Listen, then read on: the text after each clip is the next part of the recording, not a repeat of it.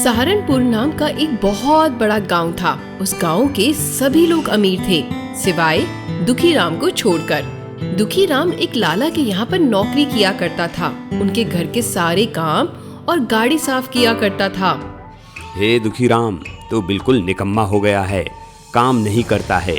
ढंग से गाड़ी साफ कर ले, नहीं तो तेरी पगार काट लूंगा। ये बात सुनकर दुखीराम बहुत डर गया और जल्दी जल्दी गाड़ी साफ करने लगा।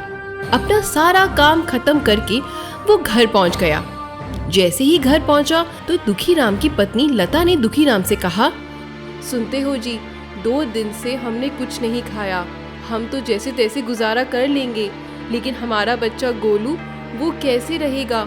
अब वो जी नहीं पाएगा। अगर वो नहीं खाएगा तो वो मर जाएगा। आप क्यों नहीं जाकर लाला जी से अपनी तनख्वाह मांग लेते?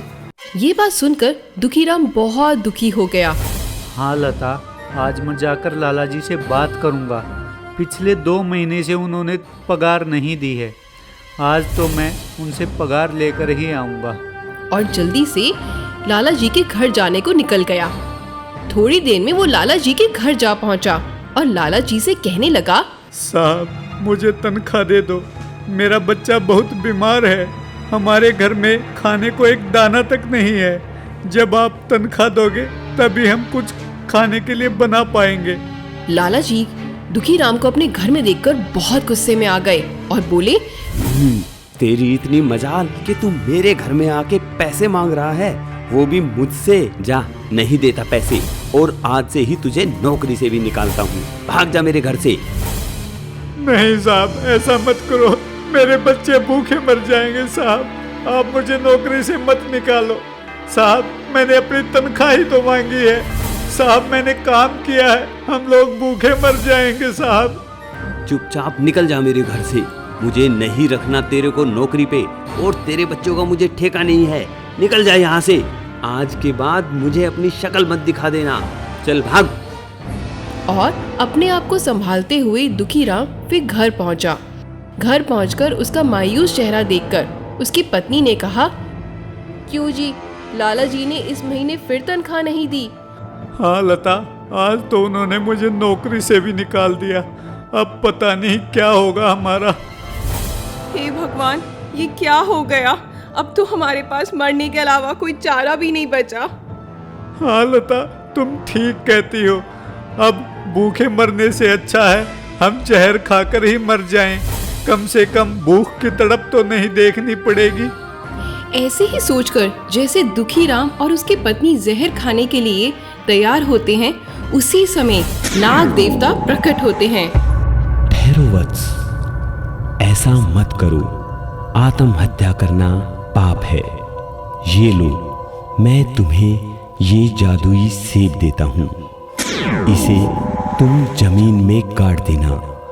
ये तुम्हें अमीर बना देगा, तुम्हारी सारी इच्छाएं पूरी कर देगा।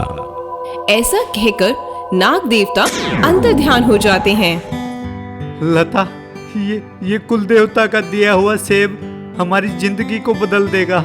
मैं इसे अभी जमीन में गाड़ कर आता हूँ। ऐसा कहकर दुखीराम अपने घर के बाहर आंगन में नाग देवता का दिया हुआ सेब गाड़ देता है।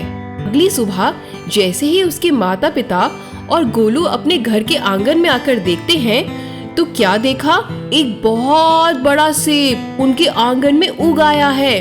गांव वाले देखकर चकित रह गए।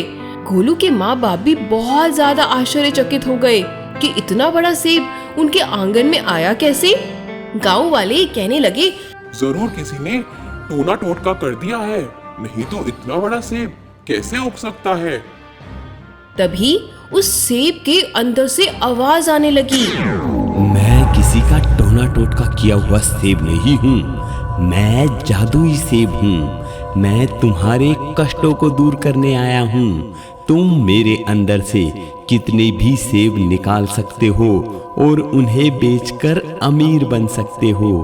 ये बातें सुनते ही दुखीराम और उसकी पत्नी ने सेब को नमस्कार किया और जैसे ही उन्होंने धन्यवाद दिया, सेब के अंदर से बहुत सारे सेब निकलने शुरू हो गए।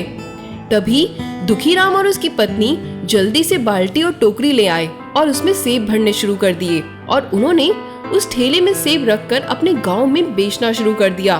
धीरे धीरे उनके सेब बेचने से वो बहुत अमीर हो गए और गांव में सबसे बड़ा मकान उनका बन गया। उसके व्यापार की खबर विदेशों तक लग गई और विदेशों से भी लोग देखने के लिए आए कि ऐसा कौन सा सेब है दुखीराम के पास जो इतना व्यापार उसका फैल गया है। कहाँ उसके पास छोटी सी झोपड़ी थी और कहाँ गांव का सबसे बड़ा मकान बना लिया है। ये सब बातें लाला को पता चल गई।